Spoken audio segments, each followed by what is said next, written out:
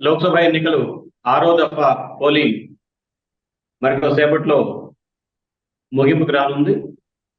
ఈ 6వ దఫా పోలింగ్ జరుగుతున్నటువంటి 59 పార్లమెంటరీ స్థానాలు ప్రధానంగా బీజేపీ గెలిచినటువంటి స్థానాలు. దాదాపు 45 స్థానాలు బీజేపీ గెలిచినటువంటి స్థానాలు. ఆ రకంగా ఇది బీజేపీ దాని మిత్రులు ఇరువురికి ప్రతిష్టాత్మకమైనటువంటి దఫా పోలింగ్ ఇది. 6వ దఫా 7వ దఫా కూడా అదే పరిస్థితి ఉంటుంది. ఈ ఎన్నికల క్రమం మొదలు కావడానికి ముందు నుంచి దాదాపుగా దేశంలో పరకాల ప్రభాకర్ గారు పర్యటించని రాష్ట్రం, ఆయన బహిరంగ సమావేశం కానీ, సెమినార్ కానీ, చర్చాగోష్ఠి కానీ జరిగినటువంటి ప్రధాన పట్టణం లేదు అని చెప్పనంటే అతిశయోక్తి కాదు. పరకాల ప్రభాకర్ గారు ప్రముఖ ఆర్థికవేత్త, రాజనీతి విశ్లేషకులు, రచయిత ఈరోజు మనతో ఉన్నారు. ప్రభాకర్ గారు, స్వాగతం. నమస్తే. పరకాల ప్రభాకర్ గారు గత సంవత్సరం cricket timber of new India అని చెప్పి ఒక పుస్తకం పబ్లిష్ చేశారు. కొన్ని లక్షల కాపీల్లో అమ్ముడుపోయింది. ఆ పుస్తకాన్ని తెలుగులో అష్టవంకర్ల భారతం, నవభారతం అన్న పేరు మీద నవ తెలంగాణ ప్రచురణ సంస్థ ప్రచురించింది. కొన్ని వేల కాపీలు ఇప్పటికీ 2 తెలుగు రాష్ట్రాల్లో అమ్ముడుపోయాయి. ఈ అష్టవంకర్ల నవభారతం పుస్తకంలో పరకాల గారు మీరు దేశంలో ఎదుర్కొన్నటువంటి సమస్యలు, అట్లాగే పరిష్కారాల విషయంలో బీజేపీ పరిపాలనని, దాని దగా స్వభావాన్ని ఎండగట్టడంలో ప్రతిపక్షాలు పూర్తిగా విఫలమయ్యాయి. అదేవిధంగా బీజేపీ చేస్తున్నటువంటి పొరపాట్లను ఎత్తి చూపేయడానికి కావాల్సినటువంటి సైద్ధాంతిక కృషి చేయడంలో ప్రతిపక్షాలు కానీ, పౌర సమాజం కానీ అంత ఆశాజనకంగా పనిచేసినటువంటి దాఖలాలు లేవు అని చెప్పి మీరు రాశారు. గత 6 నెలలుగా మీరు దేశవ్యాప్తంగా పర్యటిస్తూ ఉన్నారు. ఎన్నికల విశ్లేషణలు, క్షేత్రస్థాయి పరిశీలనలు కూడా వెళ్తూ ఉన్నారు. గత 4 నెలలుగా ప్రత్యేకించి మనం చూసుకుంటే కొన్ని వందల వేల సివిల్ సొసైటీ ఆర్గనైజేషన్స్ ఈ ఎన్నికల్లో పోయిన 2014లో కానీ 2019లో కానీ అటువంటి నికరమైనటువంటి వైఖరి తీసుకొని అనేక సంస్థలు ఈరోజు స్పష్టమైనటువంటి వైఖరి తీసుకున్నాయి. రాజ్యాంగాన్ని పరిరక్షించుకోవాలి అన్న ఏకైక నినాదం మీద అన్ని రాష్ట్రాల్లోనూ ఏదో ఒక స్థాయిలో సివిల్ సొసైటీ వాళ్ళు పనిచేస్తుంది. సో మీరు పుస్తకంలో ఈ వాక్యాలు రాసే నాటికి ఈ రోజుకి ఉన్నటువంటి పరిస్థితిలో వచ్చిన మార్పుల్ని మీరు ఎలా చూస్తారు? విరయ్ గారు నమస్కారం అండి. మీ వేదిక మీదకి వచ్చి నేను ఈ 4 మాటలు మీతో చర్చించడం చాలా సంతోషంగా ఉంది. అంతకుముందు కూడా మనం సుందర విజ్ఞాన కేంద్రంలో నా పుస్తకం గురించి మీరు చర్చ పెట్టారు. అది కూడా చాలా బాగా జరిగింది. చాలా అర్థవంతమైనటువంటి చర్చ చేశాము. విరయ్ గారు, చాలా మార్పు వచ్చింది. ఒక విషయం అయితే చెప్పాలి.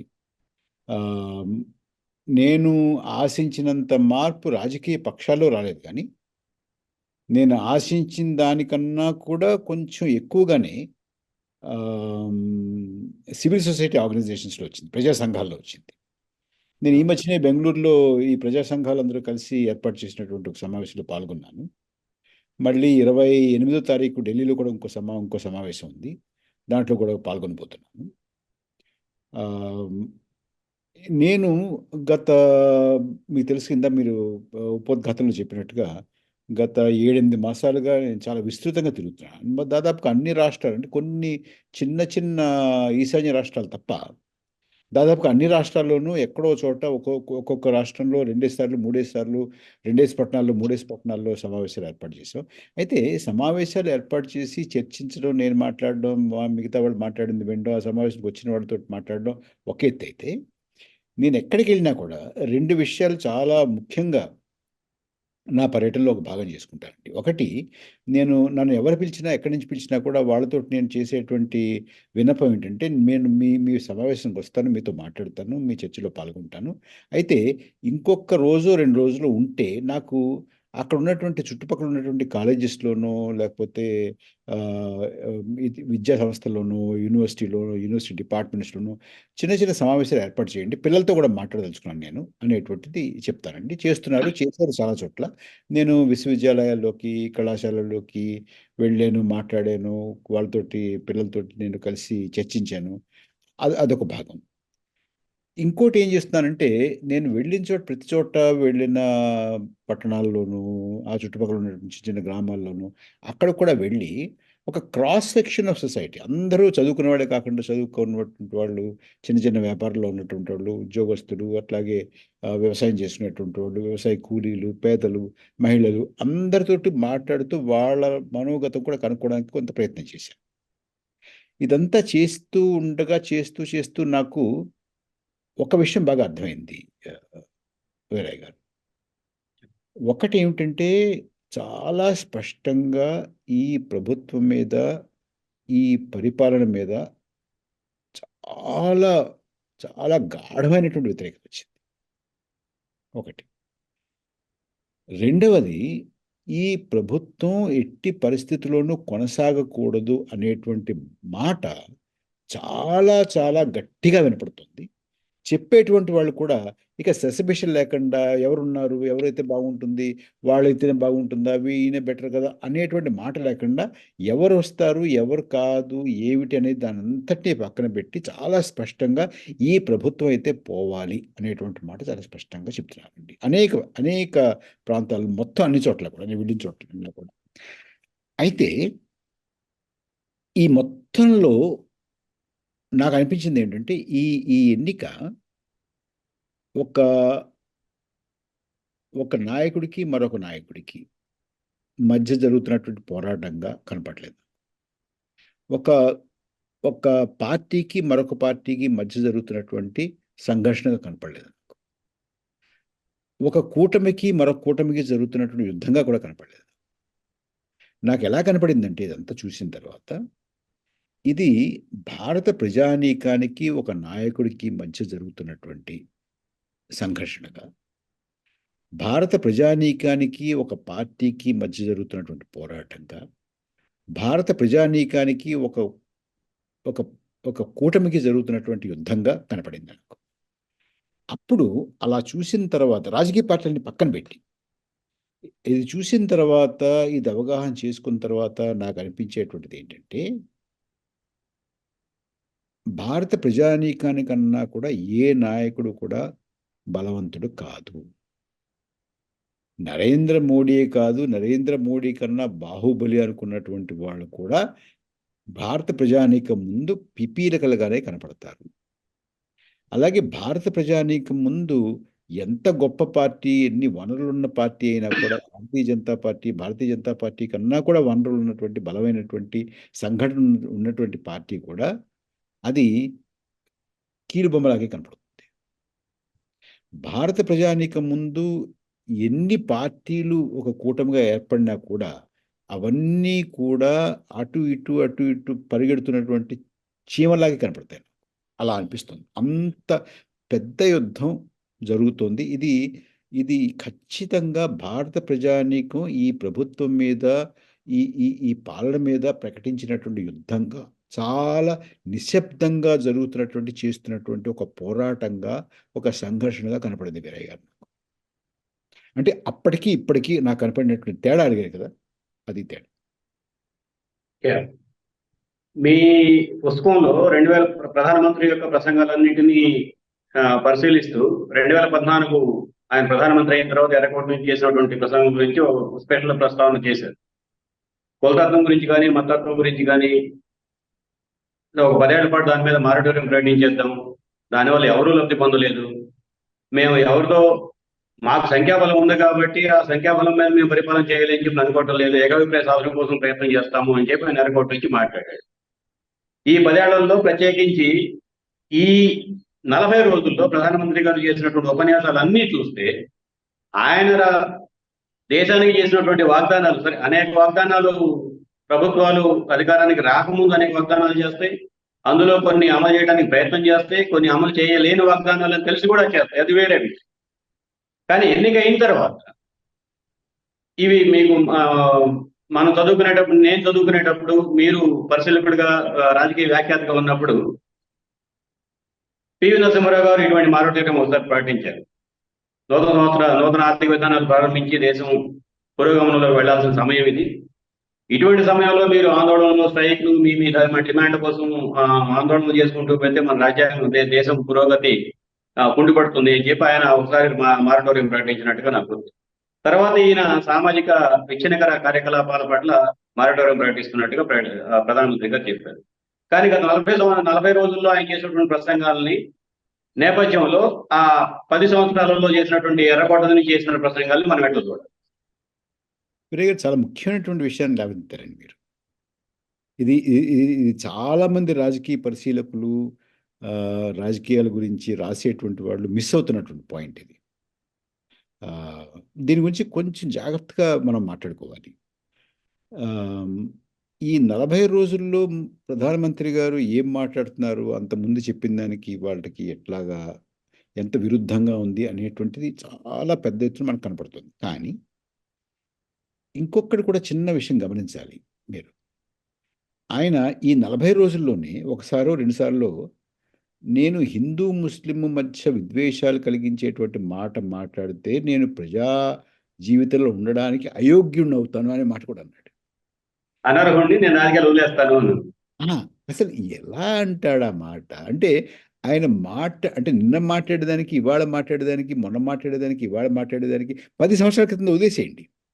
దీనికి దానికి కూడా పొంతం లేనటువంటి మాటలు వస్తున్నాయి ఏమిటా అనేటువంటి అనుమానం కలుగుతుంది.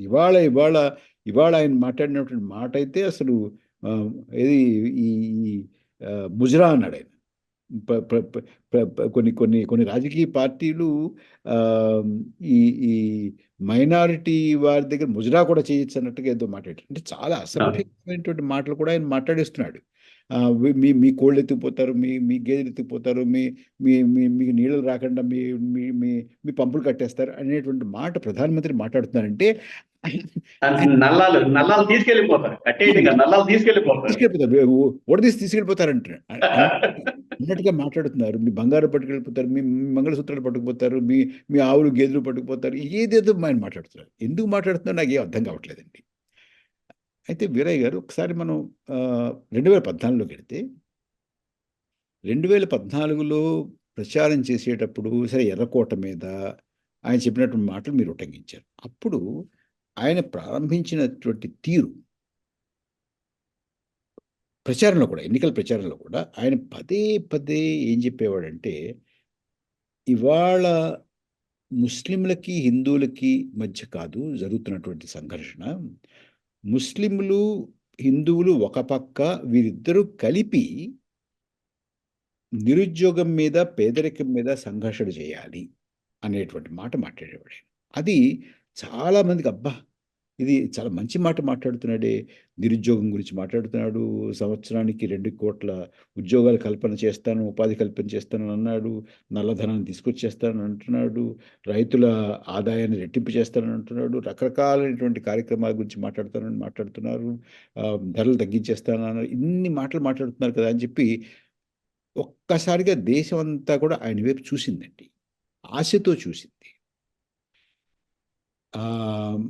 చాలా ఆయన దేశానికి మంచి చేస్తాడేమో అయితే ఇంకొకటి మనం గుర్తుపెట్టుకోవాల్సింది ఏంటంటే దాని నేపథ్యం ఒకసారి మాట్లాడుకుంటే మనం, అంటే యూపీఏ 2లో ఇది అవినీతిలో కూరుకుపోయింది అనేటువంటి ఒక రకమైనటువంటి అభిప్రాయం బాగా బలంగా వచ్చేసింది సమాజంలో. అభిప్రాయాన్ని వ్యాపింప చేశారు అని చెప్పి అనుకుందామో, భ్రమని అభిప్రాయంగా మలచడంలో పెద్ద ఎత్తున కృషి చేశారు అని చెప్పి అనుకుందాం. ఒక భ్రమ అయితే ఉంది. అంటే ఆ తర్వాత ఏది కూడా వాళ్ళు చెప్పింది వాళ్ళు కాలేదు, అందుకనే భ్రమ అంటున్నారు.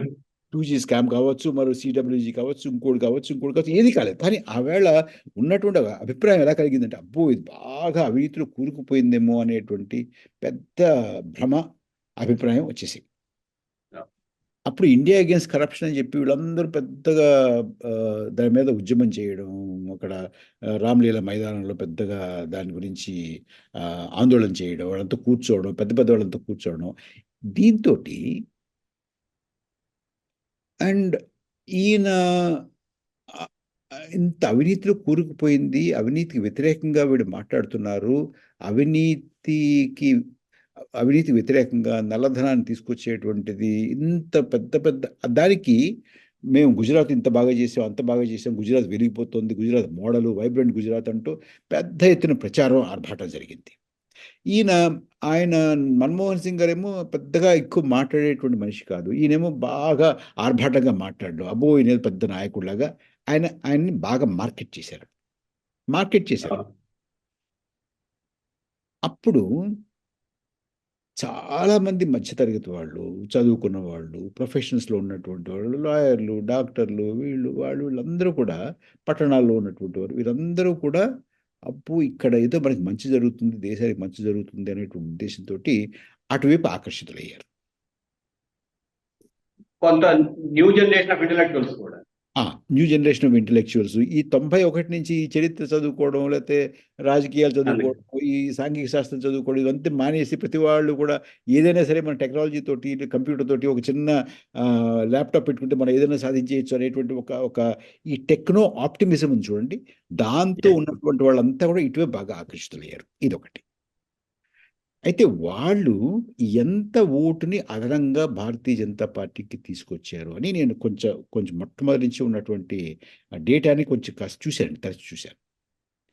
మీకు 2014 ముందు బాగా పీక్లో భారతీయ జనతా పార్టీకి ఓటు శాతం ఎప్పుడు వచ్చిందంటే 98లో వచ్చింది వీరయ్య గారు. 25% వచ్చింది. 25% నుంచి ఈ 2014లో 31%కి వెళ్ళింది. అంటే 6% పెరిగింది. కానీ మీకు ఈ అలయన్సెస్ ఉన్నప్పుడు ఏమవుతుందంటేనండి, ఇక్కడ చిన్న కరెక్షన్ చెప్తానండి. 31% అన్నది టోటల్ గా పోలేని ఓట్లలో ఆ కాన్స్టిట్యున్సీలో, అంటే బీజేపీ గెలిచిన కాన్స్టిట్యున్సీస్ లో 31% యావరేజ్ వచ్చింది. Not in an average of total voters. Total voters లెక్క చూసుకుంటే మనకి 27% ఉంది 2014. అంటే మనం ఏం కంపేర్ చేస్తుంటే 25, 98లో 25 అంటున్నాం చూడండి, అది ఇది 98 నుంచి అప్పటి నుంచి చూసుకుంటే అదే ప్రాతిపదిక మీద వెళ్ళామంటే ఇక్కడ 31% వచ్చింది. అయితే ఈ 31%లో మనం కొంత కరెక్షన్ చేయాలి వీరయ్య గారు, ఇంకొక ప్రాతిపదిక మీద చేయాలి. ఎలా చేస్తారంటే, ఇప్పుడు ఆంధ్రప్రదేశ్ ఉందనుకుందాం. ఆంధ్రప్రదేశ్లో బీజేపీ ఒక అభ్యర్థిని పెడితే అక్కడ ఆ అభ్యర్థికి, బీజేపీకి, ఆ గుర్తుకి 2 లక్షల ఓట్లు, 3 లక్షల ఓట్లు పడ్డాయనుకోండి, అది బీజేపీ ఓటు కాదు, అది మిత్రపక్షాల వల్ల వచ్చినటువంటి ఓటు. అది 8% ఓటు వచ్చింది, అది మోస్ట్లీ టీడీపీ ఓటు. అంచేత అవన్నీ గనక మనం సరి చేసుకుంటూ వస్తే అప్పుడు 98లో 25 నుంచి 31 నుంచి దాన్ని మనం కరెక్ట్ చేసుకుంటూ వస్తే 25 నుంచి 28కు ఎంతకు పెరుగుతుంది. అంటే ఒక 3% అదనంగా అదనంగా 2014లో వచ్చింది. అంటే ఇంత ప్రచార ఆర్భాటంతో, అంత అవినీతి పట్ల ఒక జుగుప్సాకరమైన వాతావరణం వచ్చిన తర్వాత, ఇంత పెద్ద ఎత్తున ప్రచార ఆర్భాటంతో నరేంద్ర మోడీ గారు మా గుజరాత్ ఇలా చేసాం, అలా చేసాం అనుకుంటూ ఇంత పెద్ద ఎత్తున చెప్పడం వల్ల వారికి నికరంగా కలిసి వచ్చినటువంటి ఓటు దాదాపుగా 3-4% అనుకుందామండి. 4% మ్యాక్సిమం 4 అనుకుందాం. అది 2019 వచ్చే నాటికి 37కి వెళ్ళింది. అందులో కూడా ఈ కరెక్షన్ చేసుకుంటే అది కూడా 29, 30 అనుకుందాం. 30 వేసుకుందాం. అంటే మీకు 98 నుంచి 2019 వరకు పెరిగినటువంటిది, ఇవన్నీ కరెక్షన్స్ చూసుకుంటే ఎంత, ఒక 5% వీళ్ళ వల్ల వచ్చింది. ఇప్పుడు నేను ఇంత తిరిగి చూసిన తర్వాత, జనంతో మాట్లాడిన తర్వాత నాకు అనిపించేది ఏంటంటే, ఈ 2014 నుంచి వాళ్ళకు వచ్చినటువంటి ఎక్కువ ఓటు 98 పోల్చుకుంటే ఏదైతే పెరిగిందో, అది ఇవాళ దేశంలో ఉన్నటువంటి పరిస్థితులు, గ్రామీణ ప్రాంతాల్లో ఉన్నటువంటి పరిస్థితులు, ధరల పెరుగుదల, నిరుద్యోగం, చైనా వారు పెద్ద ఎత్తున మన భూభాగాన్ని ఆక్రమించుకోవడం, నల్లధనాన్ని తీసుకురాకపోవడం, తర్వాత వీటన్నిటికీ మించి ఎలక్ట్రల్ బాండ్ రూపంలో బయటకు వచ్చినటువంటి కరప్షన్ ఒక్కసారి ఇది రాగానే అవును కదా, పెగాసిస్ కూడా ఇలాగే జరిగింది కదా, అక్కడ రాఫెల్లో కూడా ఇలాగే జరిగింది కదా, పిఎం కేర్స్ కూడా ఏదో ఉందట అనేటువంటి ఈ అనుమానాలు వీటన్నిటి వల్ల మళ్ళీ ఈ ఈ పెరిగినటువంటి 4-5% కూడా నెమ్మదిగా వెనక్కిడిపోతుంది అనేటువంటిది నాకు అనిపించినటువంటిదండి. అంటే ఈ ఈ అర్బన్ మిడిల్ క్లాసు ప్రొఫెషనల్స్ వీళ్ళు కూడా బాగా విసుగు చెందారు. ఎంతో అంతో వారికి కూడా దీని మీద కొంత అబ్బే! ఇది లాభం లేదు అనేటువంటి పునరాలోచన బాగా ఎక్కువగా కనపడుతుంది. ఇదొకటి. రెండోది వీరయ్య గారు, ఈ ఈ మీకు మీకు తెలుసు ఏదన్నా ఒక ప్రొడక్ట్‌ని లాంచ్ చేసినప్పుడు అంటే ఎందుకు ఈ మాట అంటున్నానంటే నరేంద్ర మోడీని ఆవేళ ఒక ప్రొడక్ట్ కిందే లాంచ్ చేశారు. అది ఎవరు కరెక్టే. చేశారు, ఎలా చేశారు, ఎందుకు చేశారు అనేది పక్కన పెడదాం. అది పెద్ద కానీ దట్ వాస్ ఎ ప్రొడక్ట్. ఇది ఇలా చేస్తుంది, అలా చేస్తుంది, ఇంత గొప్పగా ఉతుకుతుంది, అంత గొప్పగా ఉతుకుతుంది, ఇంత బాగా చేస్తుంది, అంత బాగా చేస్తుంది చేశారు. అయితే ఇందులో ఏమవుతుందంటేనండి ఒక ప్రొడక్ట్ బాగా పెద్ద ఎత్తున మార్కెట్ చేసినప్పుడు, లాంచ్ చేసినప్పుడు, బ్రాండ్‌ని బాగా విస్తృతంగా ప్రచారం చేసినప్పుడు ముందు ఓహో! ఓహో! అనుకుంటాం గానీ, వాడిన తర్వాత ఏమవుతుందంటే వాడు చెప్పిన దానికి, పనితీరుకి సంబంధం లేనప్పుడు, బాగా అంతరం ఉన్నప్పుడు అబ్బే! అని మొహం మొత్తేస్తుంది. ఇప్పుడు అంటే నరేంద్ర సింపుల్ గా చెప్పాలంటే ఈ 10 ఏళ్లలో మోడీ గారి బ్రాండ్ అనేది టాటా ప్రాజెక్ట్ హిస్టారికల్ ప్రాజెక్ట్ అని నానో లాగా మారిపోయిందని చెప్పాను అనుకోవచ్చా? అంతే. ఎగ్జాక్ట్‌లీ మీరు బాగా చెప్పారు.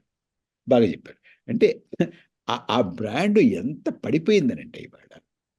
అంటే ఒక రకంగా మోడీ ఫటీగ్ వచ్చేసింది. అంటే నేను చాలామంది మధ్యతరగతి కుటుంబాలు నేను అటు ఇటు వెడుతున్నప్పుడు, కలుస్తున్నప్పుడు, కూర్చున్నప్పుడు, మాట్లాడుతున్నప్పుడు, నన్ను భోజనం ఇప్పించినప్పుడు, నేను వెళ్ళేప్పుడు వాడు టీవీ చూస్తున్నాడు కూడా, అబ్బా! ఆయన మళ్ళీ వచ్చాడు ఆయన అని టీవీ మార్చేటటువంటి పరిస్థితి కూడా నేను చూశాను వీరయ్య గారు. నిజంగా చెప్తాను. అంటే అవును. ఒక రకమైన విసుగుదల. అబ్బా! అంటే మీరన్న మోడీ బ్యాటింగ్ ని మరొక కంపారిజన్ లో కూడా చూడొచ్చు. గతంలో మోడీ చేసినటువంటి ఏ చిన్న వీడియో అయినా సరే 50 మిలియన్లు, 10 మిలియన్లు, 15 మిలియన్లు, 25 మిలియన్లు, 35 మిలియన్లు, 40 మిలియన్లు అంటే ఆ రేంజ్ లో చూసేవాడు. ఇప్పుడు ఎన్నికల కోసం ఆయన ఎప్పుడు జీవితంలో ఏమైనా ఇంటర్వ్యూలు ఇవ్వడం కోసం ప్రయత్నం చేస్తున్నాడు. ఏ ఒక్క వీడియోలో కూడా 5 మిలియన్లు అంటే 50 లక్షల మంది చూడాలి. ఇంకో మాట చెప్పాలి.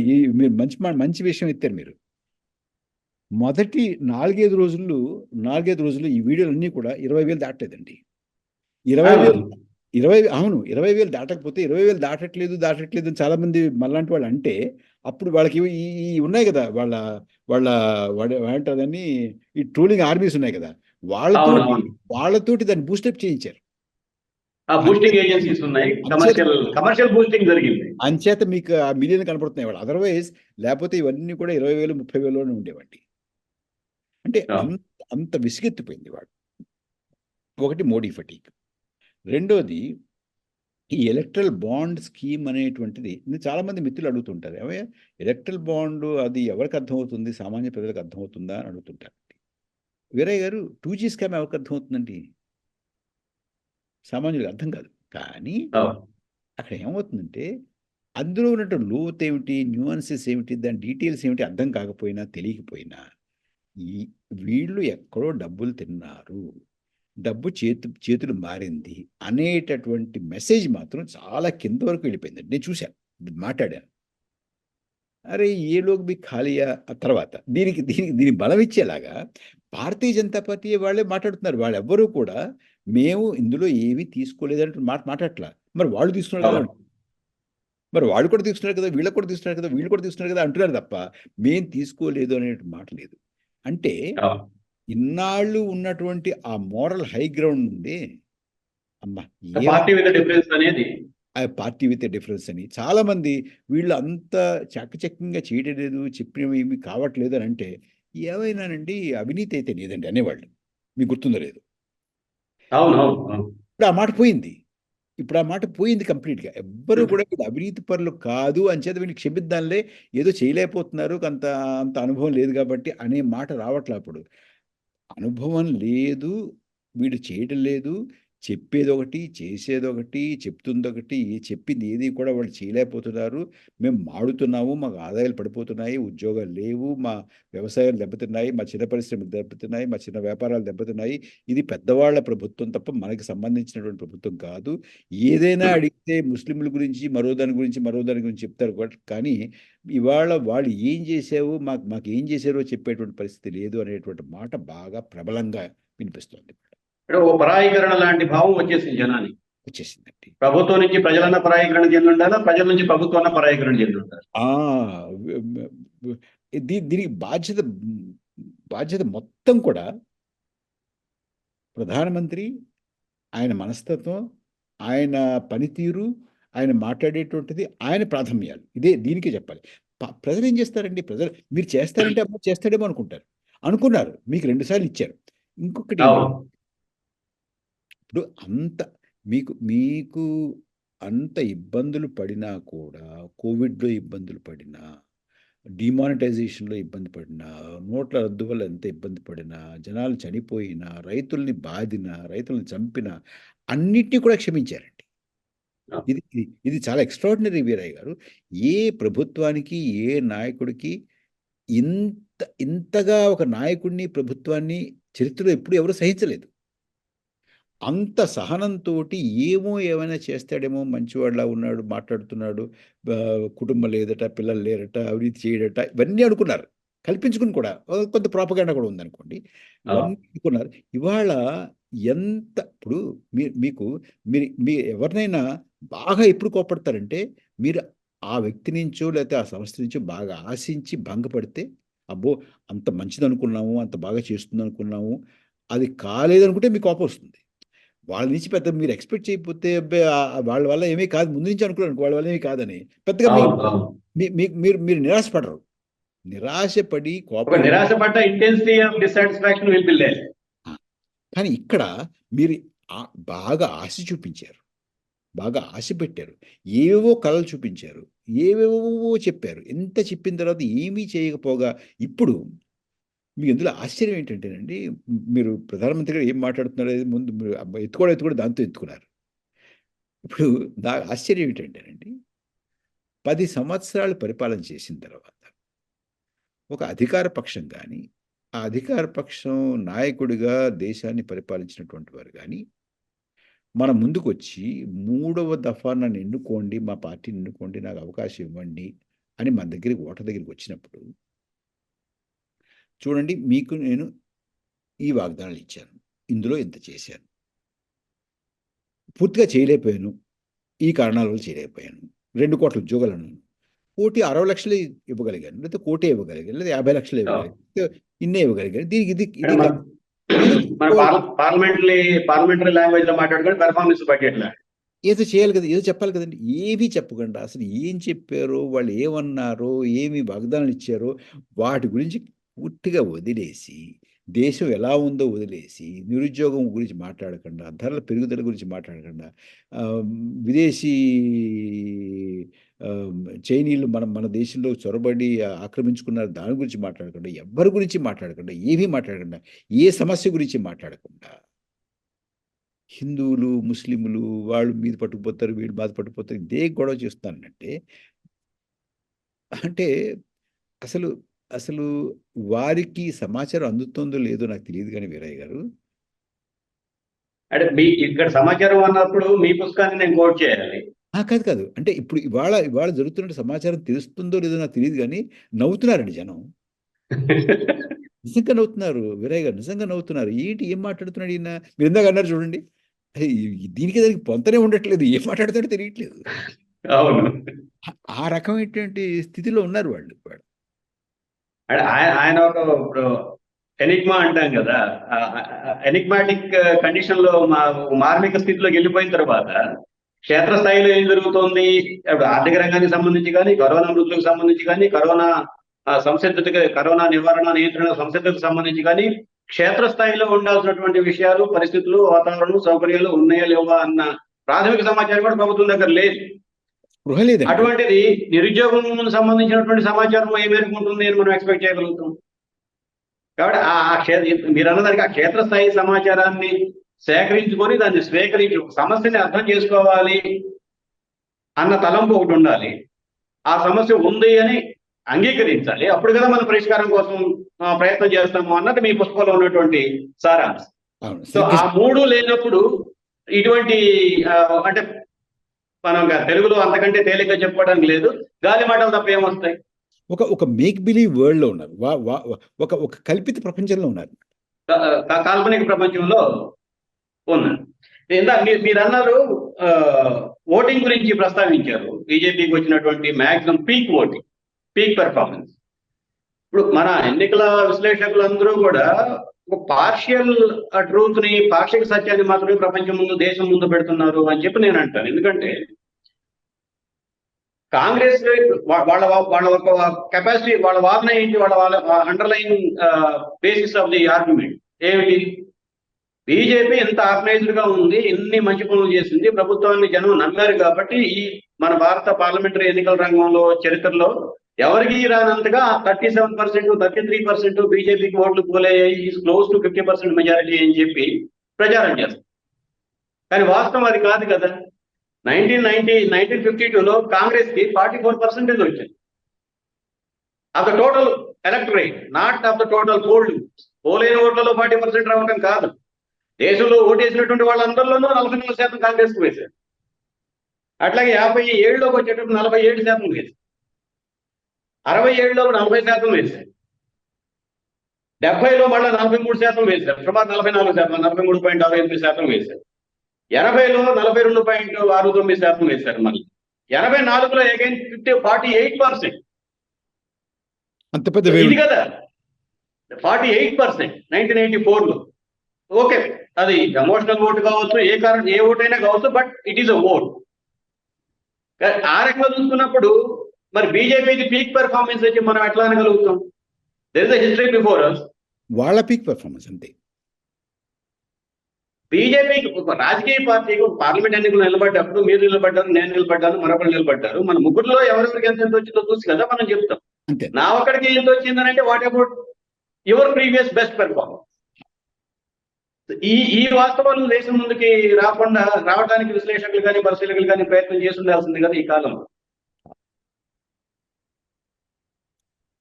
మీరు రాసినటువంటి పుస్తకంలోనే బీజేపీ ఆర్ఎస్ఎస్ మధ్య ఉన్నటువంటి సంబంధాలని గురించి ప్రస్తావిస్తూ ఒక విషయం చెప్తారు.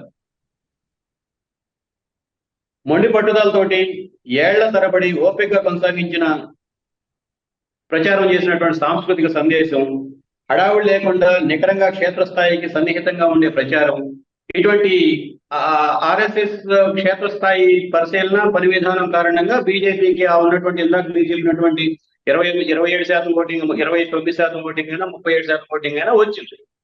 కానీ ఈ రోజు అదే ఆర్ఎస్ఎస్ కి మేము ఆర్ఎస్ఎస్ మీద డిపెండ్ అయ్యి ఎన్నికల్లో గెలవాల్సినటువంటి పరిస్థితి లేదు అని చెప్పి స్వయంగా బీజేపీ అధ్యక్షుడు నడ్డా గారు మాట్లాడారు.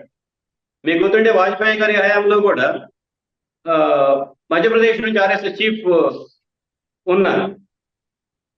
ఆయన సందర్భంలో కూడా ప్రమోద్ మహాజన్ ఇటువంటి వాళ్ళు ఇదే వ్యాఖ్య చేశారు. దాని తర్వాత 2004 పార్లమెంట్ ఎన్నికల్లో బీజేపీ ఓడిపోయింది.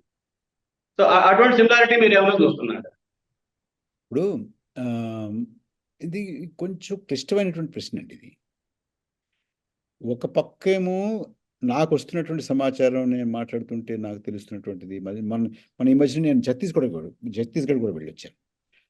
అక్కడ నుంచి మిగతా చోట్ల నుంచి, ఉత్తరప్రదేశ్ నుంచి, మధ్యప్రదేశ్ నుంచి, రాజస్థాన్ నుంచి, ఛత్తీస్గఢ్ నుంచి, బీహార్ నుంచి నాకు వస్తున్నటువంటి సమాచారం, నేను మాట్లాడుతున్నటువంటి వాళ్ళు నాకు చెప్తుంది ఏమిటంటే, ఈసారి ఆర్ఎస్ఎస్ శ్రేణులు పెద్ద ఉత్సాహంగా బీజేపీ కోసం పనిచేయట్లేదు అనేటువంటి ఒక మాట వినపడుతుందండి.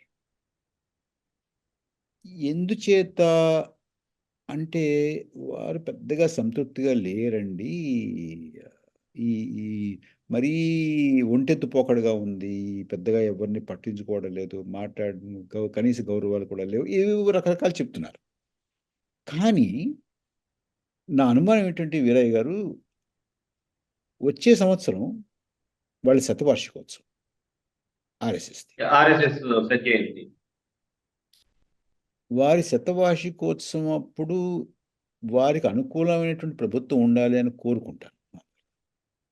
అంచేత వాళ్ళకి మధ్య ఎన్ని లుక్కులొక్కులు ఉన్నా కూడా ఏదో రకంగా వీళ్ళకి సాయం పడతారు అనేటువంటిది నాకు అనుమానం. క్షేత్రస్థాయిని చూస్తున్నటువంటి సమాచారం ప్రకారం వాళ్ళు పెద్దగా పట్టించుకోవట్లేదని వస్తుంది. కానీ వాళ్ళు ఎందుకు వదులుకుంటారు ఈ అవకాశాన్ని? వాళ్ళ స్వయం సేవకులు ప్రధానమంత్రి గాను మరొకటి గాను ఉండాలని కోరుకుంటారు కదా. అదొక హిస్టారికల్ కోఇన్సిడెన్స్ కదా. అదొక చిన్న అనుమానం పీకుతోంది నాకు. కానీ క్షేత్రస్థాయి నుంచి వస్తున్నటువంటి సమాచారం ప్రకారం పెద్దగా ఆర్ఎస్ఎస్ శ్రేణులు ఈ ఎన్నికల్లో భారతీయ జనతా పార్టీకి అండగా నిలబడడం లేదు అని మాత్రం వస్తుంది. అంటే కనీసం 2014, 2019తో పోల్చుకుంటే అంత క్రియాశీలకంగా లేవు అన్నది అయితే మనం నిర్ధారణ చేస్తాం. బాగా తక్కువగా ఉందంటారు, పట్టించుకోవట్లేదు అంటున్నారు.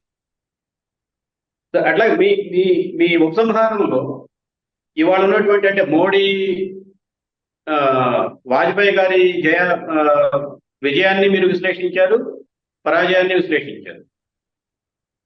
వాస్తవానికి బీజేపీ రూపొందించుకున్న ప్రచార చట్టానికి, నిర్మించుకున్న ప్రచార చట్టానికి మధ్య ఉన్నటువంటి వ్యత్యాసం భారత్ వెలిగిపోతుంది అన్న నినాదం దాదాపు 3 సంవత్సరాల వరుసగా కరువు బారిన పడ్డ భారతంలోకి వెళ్ళి చెప్తే ఆ ప్రజలు రిసీవ్ చేసుకోలేదు కాబట్టి బీజేపీ ఓడిపోయింది. అయితే అదే ప్రమాణాలు, అదే పరిస్థితులు ఎప్పటికీ భారతదేశంలో బీజేపీ విషయంలో, మోడీ పరిపాలన విషయంలో ఉన్నప్పటికీ వాజ్పేయి ఓడిపోయినంత తేలిగ్గా మోడీ ఓడిపోయే అవకాశాలు లేవు అన్నది ఒక పరిశీలన. ఒక సంవత్సరం క్రితం నిర్ధారణకి ఒక సంవత్సరం క్రితం మీరు వచ్చారు.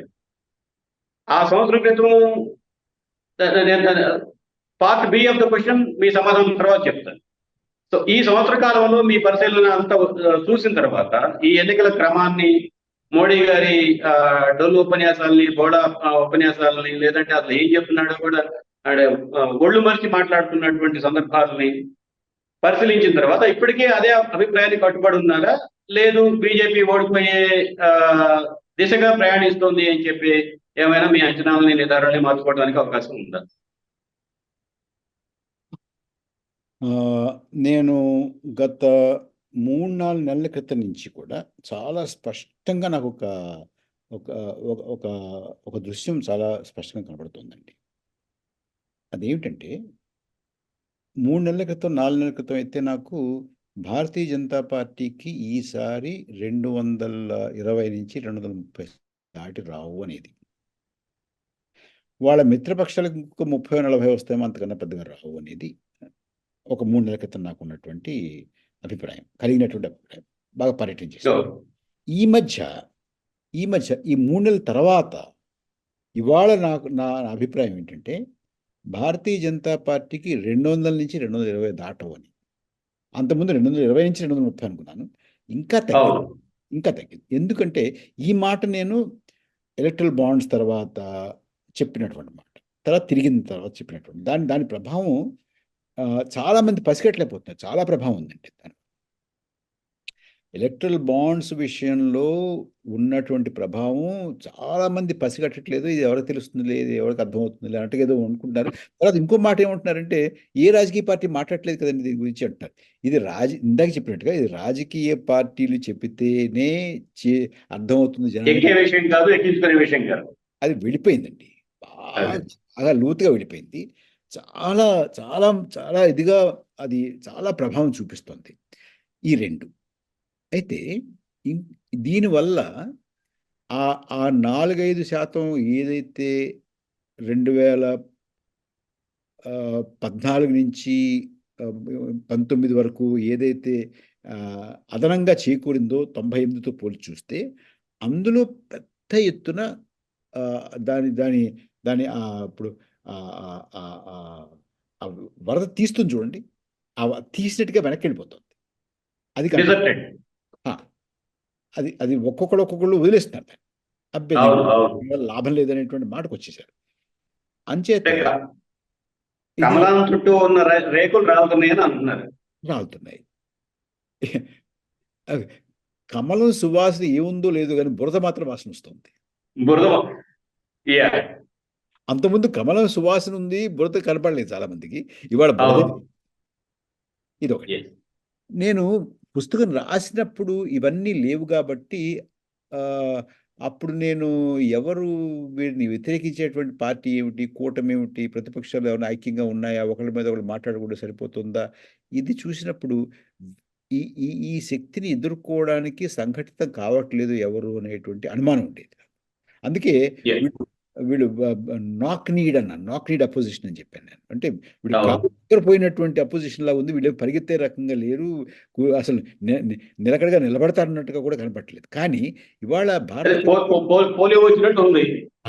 భారత ప్రజానీకం రాజకీయ పార్టీలు కూడా ఇవాళ పక్కన పెట్టేసింది.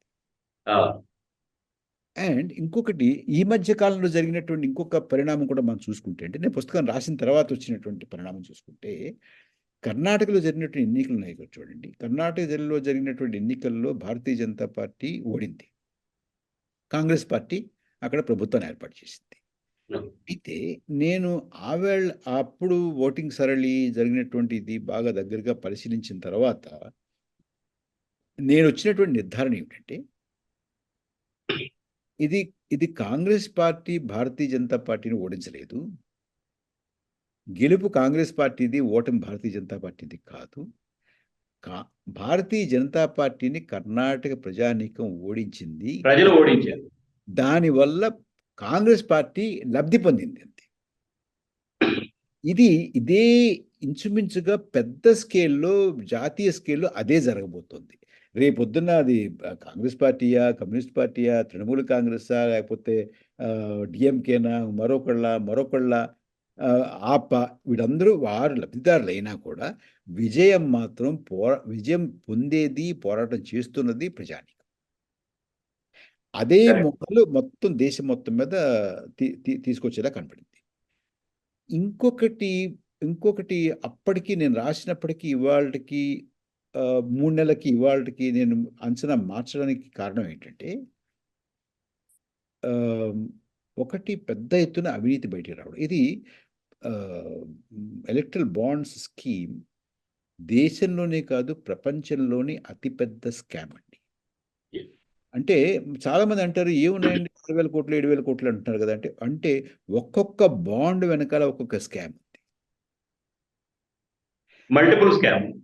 అంటే అసలు మీరు అసలు కల్పన చేసుకోలేరు. అంటే చాలామంది బాండ్ స్కామ్ అనుకుంటున్నారు. కాదు, మొత్తం బాండ్ అంతా కలిపి ఒక స్కామ్ కాదండి. ఒక్కొక్క బాండ్ కాగితం వెనకాల ఒక్కొక్క స్కామ్ ఉంది. ఆ స్కాము కాంట్రాక్ట్ ఇవ్వడమా, లేకపోతే ఈడీ రైడ్ ఆపడమా, సిబిఐ రైడ్ ఆపడమా, లేకపోతే ఐటీ రైడ్ ఆపడమా, లేకపోతే బెయిల్ రావడమా, లేకపోతే అరెస్ట్ ఆపడమా, అంటే ఒక్కొక్క దాని వెనకాల ఒక్కొక్క కథ. తర్వాత ఇందులో మనీ లాండరింగ్ ఉంది. ఎలా ఉందంటే మనీ లాండరింగ్ ఎలా ఉందంటే, ఏమండి, ఒక కంపెనీ 2 ఏళ్ళు కూడా కాలేదు పెట్టి అది కొన్ని 100 కోట్లు ఎలా ఇస్తుందండి? నష్టాల్లో ఉన్నది, లేకపోతే అంత లాభం లేనిది. వీళ్ళందరూ అంటే అసలు పెట్టి ఎన్నాళ్ళు అవ్వలేదు. ఒకటి వాళ్ళ కార్యాలయం కూడా లేదు, వాళ్ళకి వెబ్సైట్ కూడా లేదు. వాడు 1000 కోట్లు ఎలక్ట్రల్ బాండ్ ఇవ్వడం ఏంటంటే ఎలా వస్తుంది? అంటే ఏమిటి? ఎవరి నుంచో డబ్బు తీసుకుని మనీ లాండరింగ్ జరిగింది అని చాలా స్పష్టంగా అంటే ఎలక్ట్రల్ బాండ్ ద్వారా చందాలు తీసుకోవడం కోసం ప్రభుత్వంతో సమన్వయం చేసుకొని కొంతమంది ప్రముఖులు కానీ కొన్ని పెద్ద కంపెనీలు కానీ సూట్ కేసు కంపెనీలు పెట్టాయని చెప్పిన అనుకోండి సార్ మనం. అంతే కదండి. తర్వాత ఇంకోటి ఏంటంటే ఎలక్ట్రల్ బాండ్ చాలా మంది నిశ్చితంగా చూస్తారండి, ఎక్కువ మంది చూడలేదు. అది ఎలక్ట్రల్ బాండ్ అనేది కరెన్సీ లాంటిదండి. ఇప్పుడు మీరు నాకు 100 రూపాయలు ఇచ్చారనుకోండి, దాని మీద మీ పేరు ఉండదు. ఎవరు కొన్నారో వారి పేరు ఉంటుంది తప్ప ఎవరు ఇచ్చారో వారి పేరు ఉంటుంది. నేను మీ చేత కొనిపించవచ్చు, లేదా మీరు నా చేత కొనిపించవచ్చు. నేను కొంటే నా పేరు ఉంటుంది, కానీ నా దగ్గర మీరు నా చేత కొనిపించి మీరు తీసుకెళ్ళి మీరు చందా ఇచ్చారనుకోండి, చందా మీరు ఇచ్చినట్టు లాభం మీకు జరుగుతుంది, నాకేం జరగదు. తర్వాత మీ పేరు ఉండదు, నా పేరు ఉంటుంది కదండి. ఇప్పుడు నేను కరెన్సీ నోట్ మీకు ఇస్తే నేను ఇచ్చినట్టు ఎలా కుదురుతుంది? ఉండదు కదా. అందులోను నంబర్ ఉంటుంది. నంబర్ నోట్ చేసుకోగా నంబర్ ఇవ్వడానికి చాలా తటపడాయించారు. అసలు ఇవ్వమన్నారు. ఇది పారదర్శకత ఇందులో అసలు ప్రభుత్వం వాదించినట్టు వాదన చూస్తే ఎవరైనా కూడా ముక్కును వేరేసుకోవాలండి. ఎందుకంటే దేశంలో రాజకీయ పార్టీలకి ఎవరు సందాలిస్తున్నారు అనేటువంటి తెలుసుకునే హక్కు ఈ దేశ ప్రజలకు లేదు అని ప్రభుత్వం వాదించిందండి సుప్రీంకోర్టులో. ఆ రకమైన పరిస్థితికి వచ్చేసాం. సో ఇదంతా చూసిన తర్వాత నాకు ఏమనిపించిందంటే, ఈ ప్రభుత్వం మీద బాగా వ్యతిరేకత ఉంది. వీళ్ళు ఇన్నాళ్ళు ఏవి సరిగా చేయకపోయినా అవినీతి అయితే లేదులే అనేటటువంటి ఒక్కటి కాపాడుతూ వస్తుంది. అది కూడా పోయింది. అంటే ఇంట్లో కొంతమంది చెప్తుంటారు కదా, ఏ అవలక్షణాలు లేని వాళ్ళు అండి, పనికొచ్చేవాడు కావచ్చు, పనికిరాని వాడు కావచ్చు, అవలక్షణాలు అయితే లేవు అని ఉంటుంది పిల్లల మీద. ఇప్పుడు ఆ చిన్న సిగ్గుబిళ్ళు కూడా పడిపోయింది.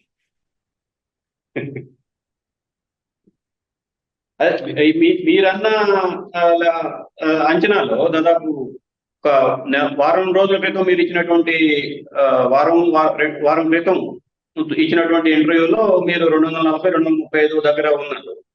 ఈ రోజుకి మనం 220 దగ్గరకు అవుతున్నాం బీజేపీకి వచ్చే స్థానాలు.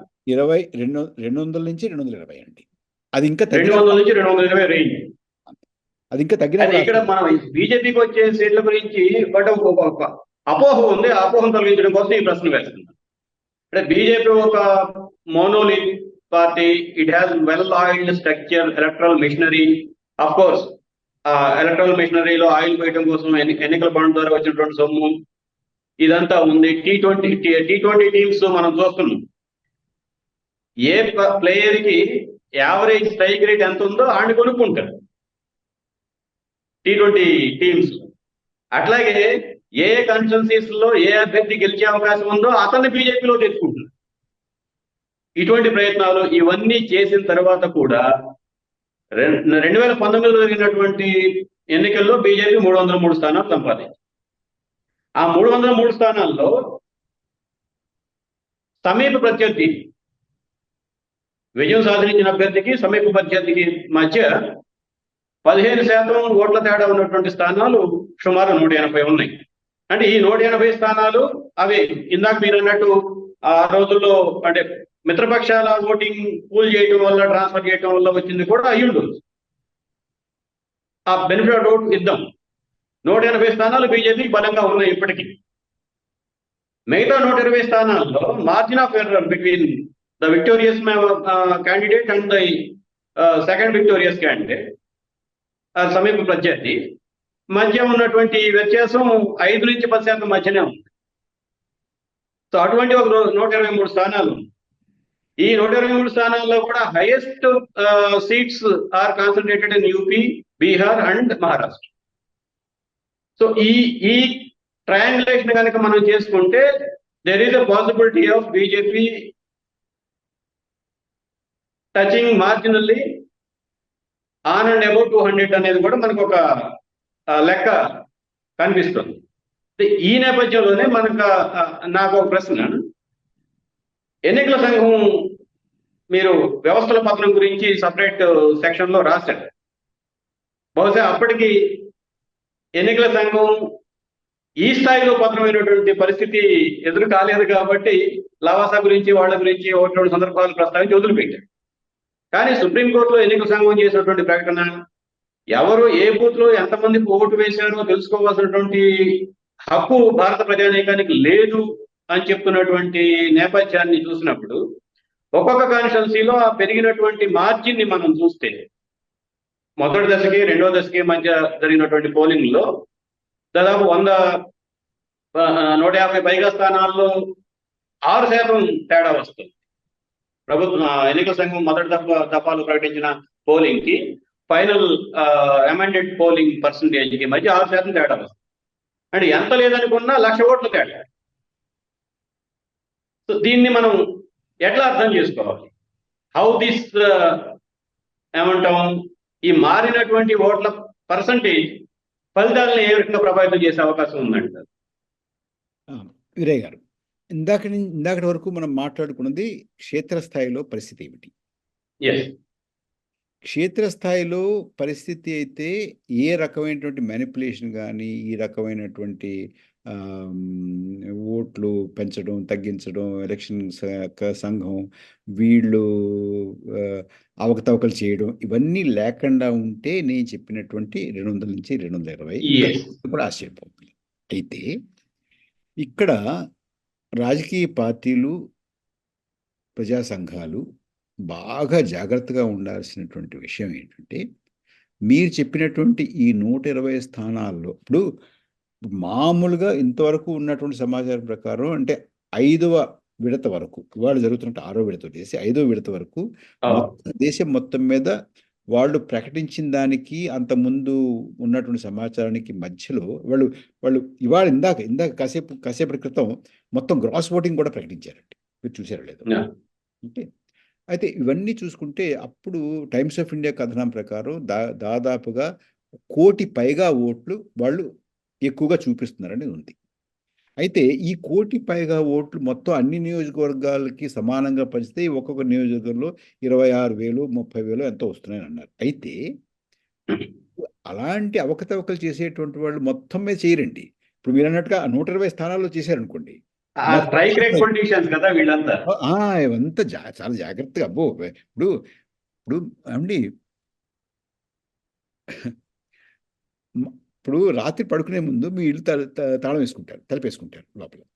ఆ వేసుకునే ముందే ఆలోచిస్తారు మీరు, ఎలా వేసాం. మీ ఇంట్లోనే కన్నం వేద్దాం అనుకోండి 24 గంటలు దాని గురించి ఆలోచిస్తాను నేను.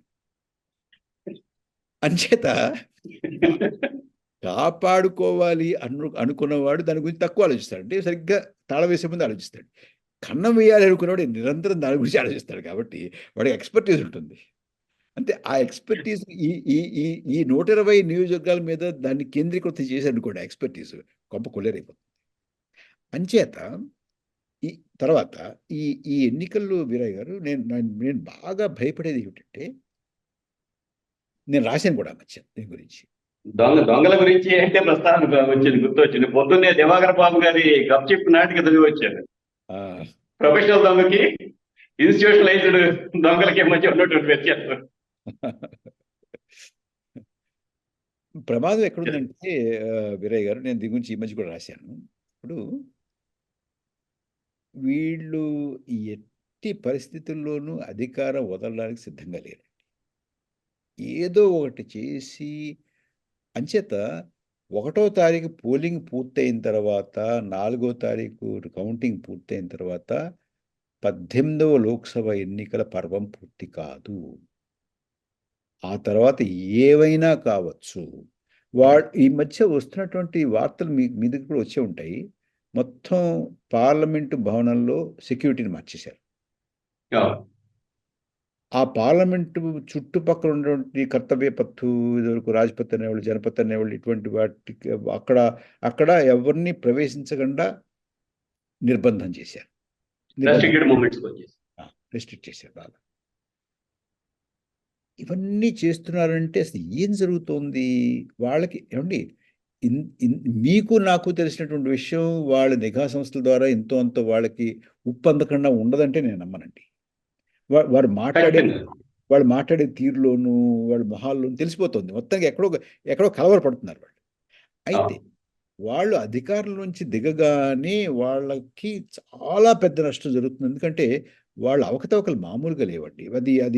అది రాఫెల్ నుంచి తీసుకోండి, పెగాసస్ తీసుకోండి, ఎలక్ట్రల్ బాండ్స్ తీసుకోండి, పిఎం కేర్స్ తీసుకోండి.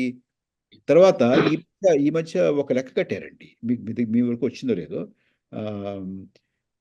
భారతీయ జనతా పార్టీ ఈ 10 ఏళ్లలోనూ పెట్టినటువంటి ఖర్చు, వాళ్ళ కార్యాలయాలు కానీ మరొకటి కానీ వాళ్ళు డిక్లేర్ చేసినటువంటి ఎక్స్పెండిచర్ కానీ, ఎన్నికల్లో కానీ, ఇదంతా ప్లస్ వాళ్ళకి అఫీషియల్గా మాకు ఇంత వచ్చింది అని డిక్లేర్ చేసి, ఈ మొత్తంలో ఖర్చు పెట్టిన దానికి వాళ్ళకి వచ్చిన దానికి మధ్య దగ్గరగా 60,000 కోట్ల వ్యత్యాసాన్ని లెక్క తీశారండి. అంటే ఇంకెంత ఉందో ఆలోచించు. ఇన్ అదర్ వర్డ్స్, ఈ గత 10 ఏళ్ల కాలంలో బీజేపీ యొక్క స్వంత ఆస్తులు సుమారు 1,60,000 కోట్ల రూపాయలకు చేరుకున్నాయి. వాళ్ళు కట్టుకున్న కొన్న స్థలాలు కానీ, కట్టుకున్న బిల్డింగ్లు కానీ, పెట్టుకున్న ఫిక్స్డ్ డిపాజిట్లు కానీ, ఇవన్నీ కలిపి 1,60,000 కోట్లకు చేరుకున్నాయి అనేది ఒక వార్త నేను చూశాను. అంటే 2G స్కామ్ కంటే ఎక్కువ. అది కాకుండా వీడు ఎన్నికల్లో ఖర్చు పెట్టేటువంటిది పార్టీలు చీల్చడానికి, ఎంపీలను కొనడానికి, ఎమ్మెల్యేలను కొనడానికి, దానికి ఇంకా అసలు మీకు లెక్కలేనంతగా ఉంది. అందులో ఎలక్ట్రల్ బాండ్ అనేటువంటిది ఊరికే ఒక అప్పడమో లేకపోతే ఒడియంలాగే ఉంటుంది అంతే, అంతకంటే పెద్దగా ఉండేదేం కాదు. అంత ఇవి వారు అధికారంలోంచి దిగితే, కొత్త ప్రభుత్వం వస్తే ఇవన్నీ కూడా బయటపడతాయి, వీటన్నిటికీ కూడా విచారణ జరుగుతుంది అనేటువంటి భయం ఉంది వాళ్ళలో. సో అంచేత ఎట్టి పరిస్థితుల్లో ఏవైనా చేసి బొమ్మిని చేసైనా సరే అధికార పీఠాన్ని వదలకూడదు. మనం బయటికి వెళితే మాత్రం చాలా పెద్ద ఎత్తున నష్టపోతాము అనేటువంటిది ఒకటి. తర్వాత వీళ్ళు దేశభక్తులుగాను, అవినీతి రహితులుగాను ప్రచారం చేస్తున్నారు కదా. ఒక్కసారి ఇవన్నీ కొత్త ప్రభుత్వం వచ్చి ఇవన్నీ బయటపడేటప్పటికీ వీళ్ళు అనుకున్నటువంటి లక్ష్యం మరొక 20-25 ఏళ్ళు వెనక్కి వెళ్ళిపోతుంది. అంటే 48లో గాంధీజీ హత్య తర్వాత ఈ పార్టీని, ఈ విచారధారని, ఎంతగా ప్రజలు అసహించుకున్నారో అంతకన్నా ఇంచుమించు అంతకన్నా ఎక్కువగానో అసహించుకుంటారనే భయం ఉందండి వాడికి. అంచేత ఎట్టి పరిస్థితుల్లోనూ అధికారాన్ని వదలకూడదు అనేటువంటి ఒక నిర్ణయం ఉండక కనపడుతుంది. అంచేత ఇవన్నీ జరుగుతున్నాయి.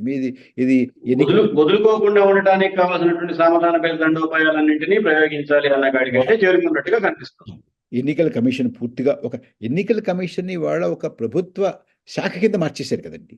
ఇప్పుడు ఇప్పుడైతే అందులో సుప్రీంకోర్టు పాత్రని తీసేశారో, ప్రధానమంత్రి ఆయన నియమించినటువంటి ఇంకొక మంత్రి కూర్చుని చేసేసారు. వాళ్ళ మెజారిటీ ఉంది కమిటీలో. ప్రతిపక్ష నాయకుడికి ఒక అరగంట ముందు కాగితం ఇచ్చారట. ఆయన కూడా ఈ కాగితం ఇప్పుడు ఇలా ఇస్తే నాకు ఎలా తెలుస్తుందని చెప్పి ఆయన వదిలేశాడు దాన్ని. అంచేత వాళ్ళు కావాలని నియమించేస్తున్నారు. అప్పుడు ఉన్నటువంటి ఒకడినేమో అర్ధంతరంగా రాజీనామా చేయించేశారు ఆయన తోటి. ముగ్గురిని కొత్త వాళ్ళకి కావాల్సిన ఇద్దరిని వాళ్ళు కావాలని తెచ్చుకున్న వ్యక్తి చేత వాళ్ళు ఆయన పంపించేసి ఇంకో ఇద్దరు వాళ్ళకి ఇంకా బాగా కావాల్సిన వాళ్ళని తీసుకొచ్చి పెట్టారు. ఇప్పుడు మొత్తం కమిషన్ అంతా వాళ్ళ చేతిలో ఉంది. ఒక ప్రభుత్వ విభాగం కింద అయిపోయింది. వాళ్ళు ఏమీ మాట్లాడట్లేదు, వాళ్ళు ఏం చేయట్లేదు, వాళ్ళు ఎలా అంటే అలా మాట్లాడుతున్నారు, వాళ్ళు ఏం చెప్తే అదే చేస్తున్నారు. ఆ రకమైన అది ఉంది. చాలా చోట్ల ఓటింగ్ కొంతమంది రాకుండా, వచ్చినటువంటి వాళ్ళు సరిగ్గా ఓటింగ్ చేయకుండా, అసలు ఈవీఎంలో ఏముంది ఇవన్నీ ఉంటే వీళ్ళు ఎలాగోలాగా పట్టుకు వేలాడతారేమో అనేటువంటి ఒక భయం ఉందండి. దీనికి రాజకీయ పార్టీలు, ప్రజా సంఘాలు కూడా లేదు, మా బూత్లో 100 ఓట్లు పోలైతే నువ్వు 120 ఓటు 150 ఓటు ఎలా లెక్క పెడతావు అని ఎక్కడికక్కడ నిలదీయకపోతే మనం పెద్ద ప్రమాదంలో పడతాము. మళ్ళీ గనక మనం ఏదో కాస్తంత కొంత అజాగ్రత్తగా ఉంటే మాత్రం, ఏమరపాటుగా ఉంటే మాత్రం ఇది వాళ్ళు గనక మళ్ళీ అధికారంలోకి వస్తే ఇంకోటి కూడా ఉంది ఇందులో. ఇప్పుడు ఇంత చెప్పుకున్నా కూడా 220 వస్తాయి, 200 వస్తాయి అని అనుకున్నా కూడా లార్జెస్ట్ సింగిల్ పార్టీ వాళ్ళదే అవుతుంది.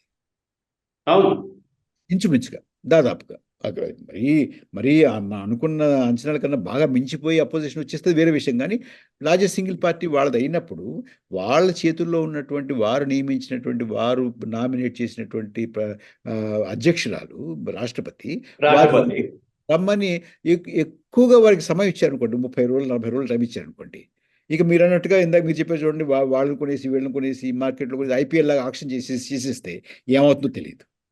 ఈ రకమైనటువంటి పరిస్థితి రాకుండా ఎక్కడికక్కడ ప్రజా సంఘాలు, రాజకీయ పార్టీలు కనుక అప్రమత్తంగా లేకపోతే, జాగ్రత్తగా లేకపోతే ఈ ఈ ఈ మన ప్రజాస్వామ్యాన్ని, మన రాజ్యాంగ విలువల్ని మనం కాపాడుకోలేము వీరయ్య గారు. వీళ్ళు గనక మళ్ళీ అధికారంలోకి వస్తే నాది ఒక్కటేనండి, మొట్టమొదటి నేను చెప్తున్నాను, వీళ్ళు గనక మళ్ళీ అధికారంలోకి వస్తే మళ్ళీ ఎన్నికలంటూ ఈ దేశంలో ఉండవు. అది పుతిన్ రష్యాలాగో లేకపోతే చైనాలో ఉన్నట్టుగానో, ఉత్తర కొరియాలో ఉన్నట్టుగానో ఏదో నామకే వాస్తే నామమాత్రంగా కొన్ని ఎన్నికలు చేస్తారేమో. కానీ ఎన్నికలు మీరు చూస్తున్నారు కదా, చండీగఢ్లో ఏమైందో చూశారు, సూరత్లో ఏమైందో చూశారు, ఇండోర్లో ఏం చేయబోయారో చూశారు, ఇవన్నీ ఏం జరుగుతున్నాయి మొత్తం చూస్తున్నారు. అదే రకంగా ఉంటుంది ఒకటి. రెండోది, మొత్తం దేశంలో ప్రతి రాష్ట్రం కూడా ఇవాళ మణిపూర్ ఎలా మండుతుందో అలా మండుతుందండి. ఈ 2 ప్రమాదాల నుంచి ఈ దేశాన్ని మనం కాపాడుకోవాలంటే ఇప్పుడు ఈ వచ్చే 10-15 రోజులు చాలా చాలా జాగ్రత్తగా, అప్రమత్తంగా ఉండి, ఈ కౌంటింగ్ ఎలా జరుగుతోంది, రాష్ట్రపతి ఏం చేస్తుంది, ఒకవేళ ఎవరైనా వాళ్ళు కొంటే వెళ్ళిపోతే అక్కడ నియోజకవర్గంలో ఉన్నటువంటి ప్రజలు, ఆ రాష్ట్రంలో ఉన్నటువంటి వాళ్ళు ఆ ఇంటి ముందు కూర్చుని ధర్నా చేసి, మేము నీకు దీని గురించి ఇవ్వలేదు, మీకు ఓటు, నువ్వు ఇలా వెళ్ళడం కరెక్ట్ కాదని చెప్పి ఎక్కడికక్కడ నిలదీసి ఒక ఒక ఒక ఒక ఉద్యమంలా తీసుకోపోతే మాత్రం, ఈ సమయంలో తీసుకోపోతే మాత్రం మనం ఈ దేశాన్ని, ఈ రాజ్యాంగాన్ని మనం కాపాడుకోలేము. అంటే మీరు వ్యక్తం చేసినటువంటి భయాందోళనని గమనిస్తే, ట్రంప్ ఓడిపోయినప్పుడు క్యాపిటల్ హిల్ మీద ఏ రకమైనటువంటి దాడి అయితే జరిగిందో సుమారుగా అటువంటిది, కానీ దానికి దగ్గరగా ఉన్నటువంటి ప్రమాదకర పరిస్థితులు తలెత్తే అవకాశం ఉంది 4వ తారీఖు తర్వాత అనే ఒక హెచ్చరిక దేశానికి మీరు చేస్తున్నారు. అదేవిధంగా అందుకని ఆ కాంటెక్స్ట్ లోనే చివరి ప్రశ్న, మీరు అన్నటువంటి ఈ ప్రజాస్వామిక వ్యవస్థలు, సంస్థల పునర్మూల్యాంకనం చేయాలి అని చెప్పి మీరు ఒక ప్రతిపాదన తీసుకొచ్చారు.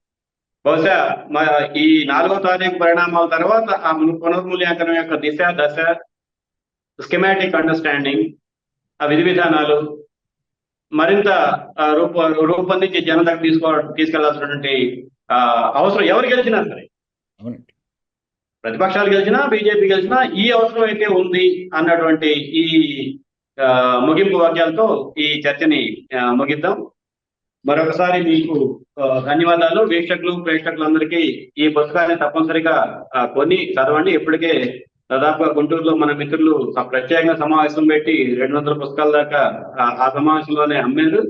మంచి విలువైనటువంటి సమాచారం ఉంది, అర్థవంతమైనటువంటి సమాచారం ఉంది. వర్తమాన రాజకీయాలను అర్థం చేసుకోవడానికి కావాల్సిన ప్రాథమిక విశ్లేషణ ఇన్స్ట్రుమెంట్స్ ఆఫ్ అనాలిసిస్ కూడా ఇందులో ఉన్నాయి. మీరందరూ దీన్ని తప్పక చదువుతారని చెప్పి ఆశిస్తున్నాను. ధన్యవాదాలు ప్రభాకర్ గారు. థ్యాంక్స్ వీరయ్య గారు. Thank you very much.